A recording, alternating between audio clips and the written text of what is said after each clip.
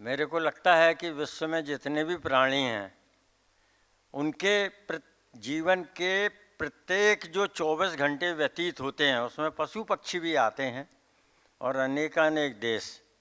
प्रारंभ सुप्रभात से ही होता है और दूसरा सुप्रभात और पहला सुप्रभात के बीच का अंतर 24 घंटे होता है।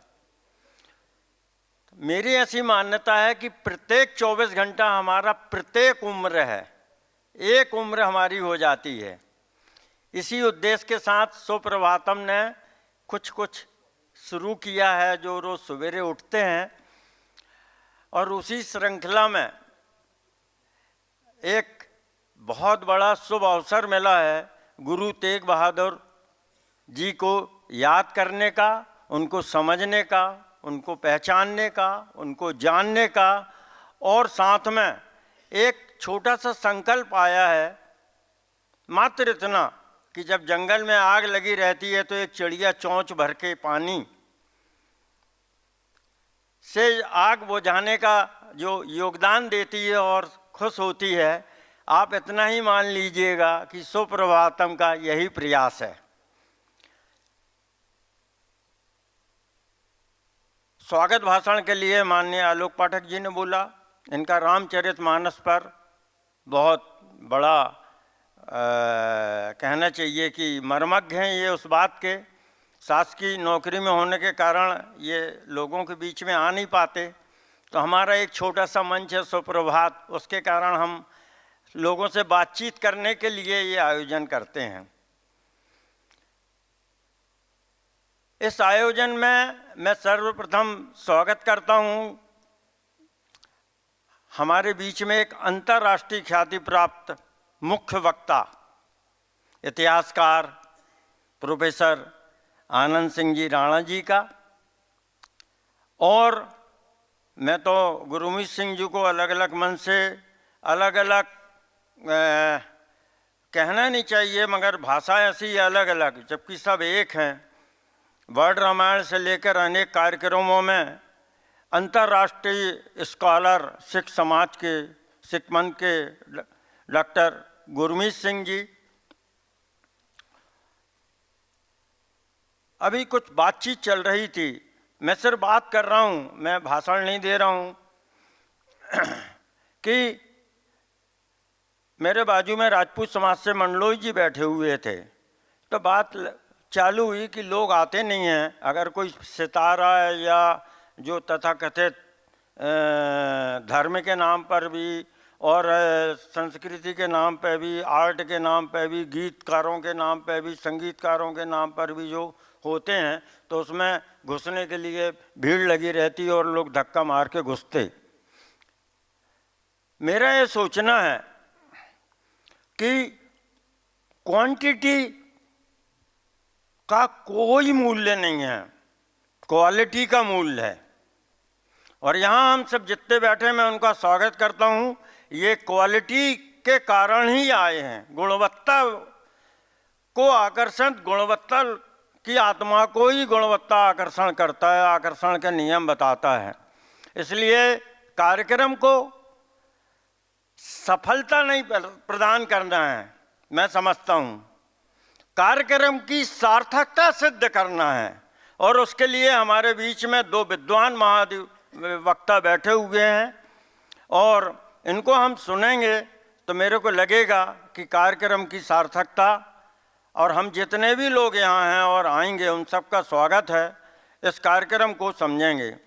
मैंने एक अपने अतिथि वक्ताओं से मैं बात करना चाहता हूँ जो मेरे मन में उमड़ घुमड़ रही है, और वो अपनी बात को यहाँ पर ज़रूर लोगों के सामने रखेंगे।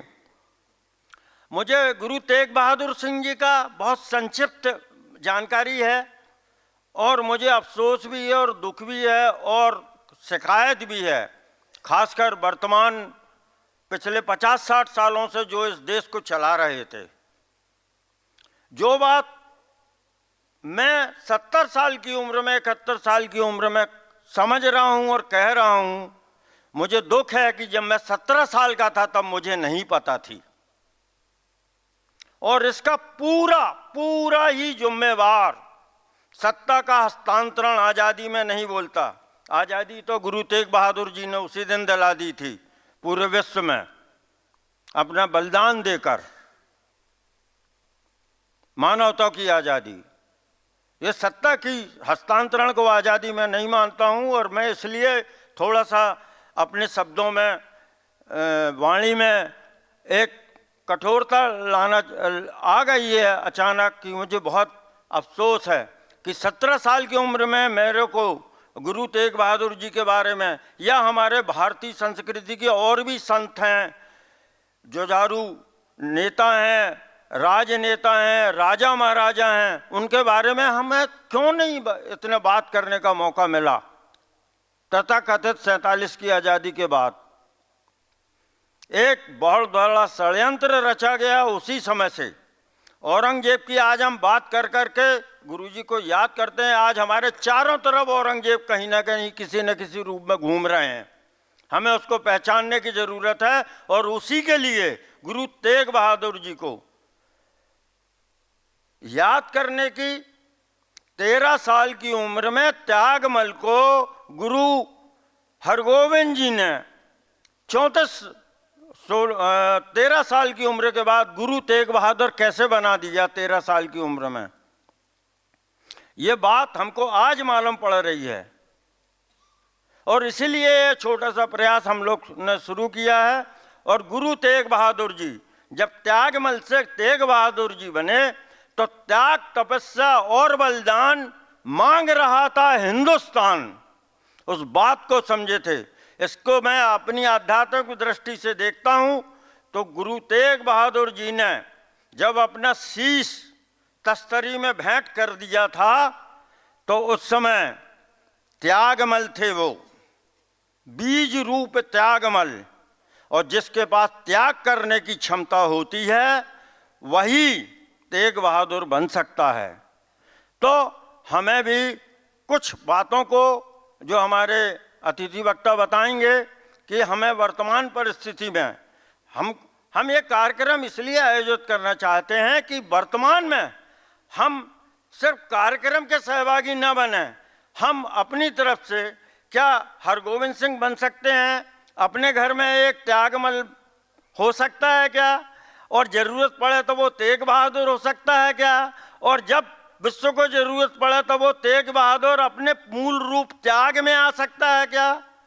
उन्होंने बलिदान नहीं, बलिदान बलिहारी हुए हैं, हार, बलिहारी मतलब अपना बल हार के उनने त्याग कर दिया।